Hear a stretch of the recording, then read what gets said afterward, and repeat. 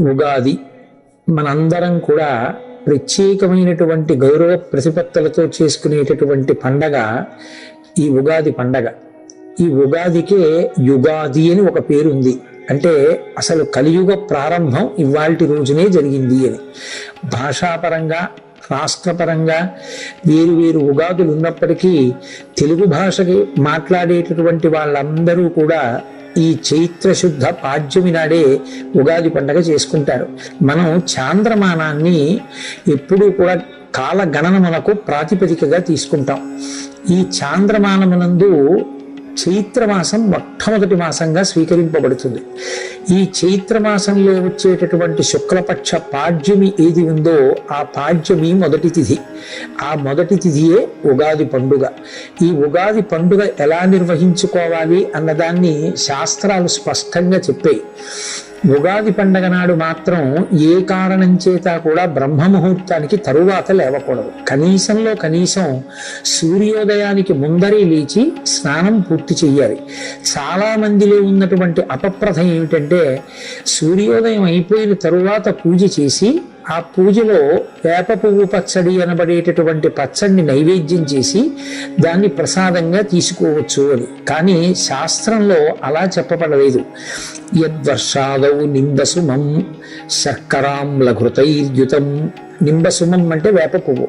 అది వర్షాదౌ సంవత్సర ప్రారంభంలో శర్కరాంలఘృతైర్యుతం. శర్కర అంటే పంచదార. కానీ పంచదార అన్నప్పటికీ కూడా దేవతలకి నైవేద్యం చేసేటటువంటి ప్రసాదంలో నిలవదోషం లేనటువంటి పదార్థమైన బెల్లాన్నే వాడతాం కాబట్టి బెల్లము అని అక్కడ అర్థం చేసుకోవలసి ఉంటుంది. శర్కరాంలఘృతైర్యుతం. అందులోకి పుల్లని పదార్థాన్ని చింతపండు రసాన్ని చేర్చి కొత్త చింతపండుని ఘృతైర్యుతం ఆవు నీతిని కూడా కలిపి అలా తయారు చేసినటువంటి పదార్థం ఏదుందో దాన్ని భక్షితం పూర్వయామేస్య తద్వర్షం సౌఖ్యదాయకం.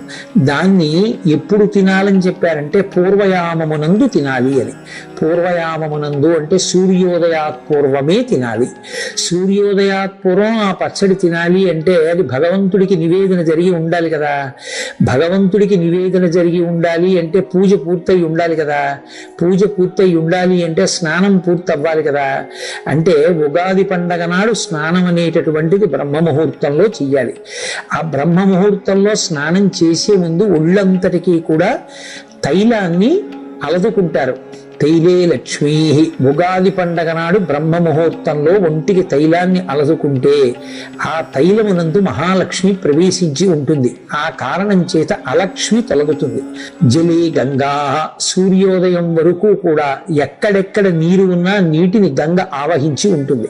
తలస్నానం, శరీరానికి తైలమర్దనం చేసుకుని భక్షితం పూర్వయామేస్య. బ్రహ్మ ముహూర్తంలో స్నానం చేసి వెంటనే ఈశ్వరుణ్ణి ఆరాధన చేసి ఉగాది పచ్చడి అని పిలువబడేటటువంటి వేప పువ్వు, దానితో పాటుగా బెల్లం ముక్క, చింతపండు పులుసు, ఆవు నెయ్యి కలపబడినటువంటి పదార్థాన్ని ఈశ్వరుడికి నివేదన చేసి దాన్ని ప్రసాదంగా ఎవరు తీసుకుంటారో వారికి తద్వర్షం సౌఖ్యదాయకం.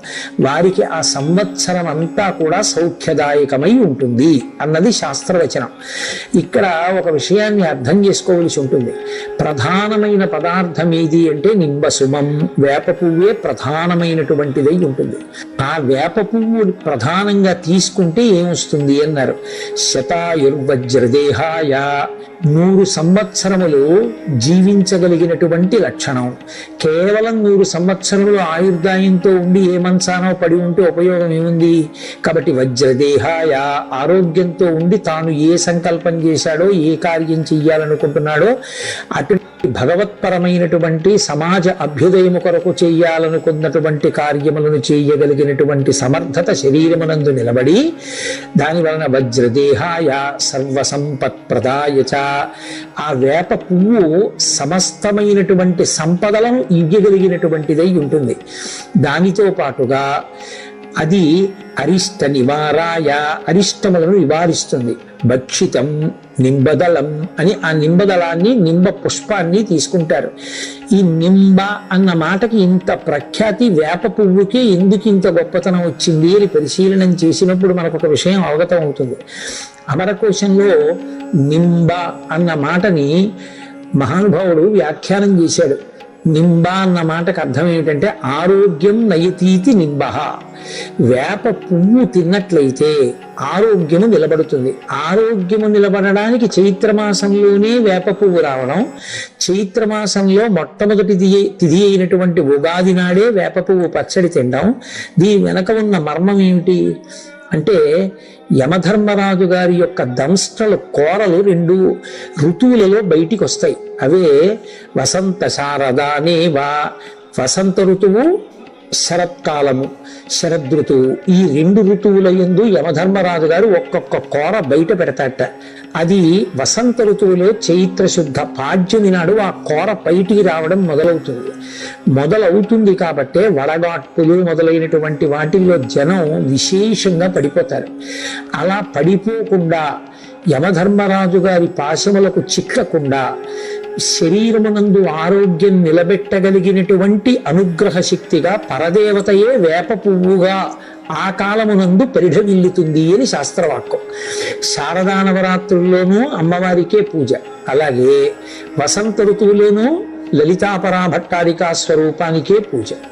ఈ 2 ఋతువుల్లోనూ అమ్మవారిని పూజ చేస్తే అమ్మవారి అనుగ్రహమే వేప చెట్లకి ఆ సమయంలో పువ్వుగా వచ్చి ఆ పువ్వుని ఈ పదార్థాలతో కలిపి అది ఏ సమయంలో తినాలో ఆ సమయంలో తినాలి. అనారోగ్యంతో ఉన్నటువంటి వ్యక్తి వైద్యుడి దగ్గరికి వెడితే ఏదో ప్రొద్దున్న 1 మాత్ర, మధ్యాహ్నం 1 మాత్ర, రాత్రి 1 మాత్ర వేసుకోండి అంటాడు. 7 రోజులు ఒక్కొక్క రోజు 3 మాత్రలు వేసుకోమన్నారు. 7 రోజులవి కలిపి 7 3 21 ఒక్కసారి వేసుకుంటే తగ్గిపోదా అని వేసుకోం కదా. అలాగే ఆయన చెప్పినట్లు వేసుకున్నట్లే శాస్త్రకారుడు చెప్పినట్టే ఆ ప్రసాదాన్ని తీసుకోవాలి. అందుకే భక్షితం పూర్వయామేస్య, ఎవరు బ్రహ్మముహూర్తంలో స్నానం చేసి వేప పువ్వు పచ్చడి తింటారో ఈశ్వర ప్రసాదంగా, అటువంటి వారందరికీ కూడా పరదేవతానుగ్రహంగా ఆరోగ్యము సిద్ధిస్తుంది. ఆరోగ్యము అంటే యమధర్మరాజు గారి యొక్క కోర బయటికి వచ్చిన కారణం చేత విస్తరించినటువంటి ఉపద్రవ స్వరూపమైనటువంటి భయంకరమైన వ్యాధులను తట్టుకోగలిగినటువంటి శక్తి వస్తుంది. అందుకే సాధారణంగా చైత్రమాసం నుంచి లోకంలో అతిసార వ్యాధి వంటి వ్యాధులు ప్రబలిపోతాయి. అవన్నీ అంటువ్యాధులు, కళ్ళకలకలు రావడం, అతిసార వ్యాధి రావడం, అమ్మవారు అన్న పేరుతోటి చర్మ సంబంధమైనటువంటి వ్యాధులు రావడం, ఒంటి మీద మచ్చలు పైకి తేలడం, ఇవన్నీ అంటువ్యాధులై చాలా తేలిగ్గా ఒకరి నుంచి ఒకరికి సంక్రమించడం జరుగుతూ ఉంటుంది. వీటికి నివారణగా శాస్త్రం ఏం చెప్పిందంటే, కార్తీక మాసంలో శరత్కాలం నడుస్తున్నప్పుడు ఉసిరి చెట్టుని ఆశ్రయించి ఉంటుంది. అదే వసంత ఋతువు ప్రారంభమైనప్పుడు చైత్రమాసంలో వేప పువ్వుని ఆశ్రయించి ఉంటుంది. వేప పువ్వుగా అమ్మవారు ఉంటుంది. అందుకే ఆ ప్రసాదాన్ని స్వీకరిస్తాం. దేహారోగ్యం నిలబడుతుంది.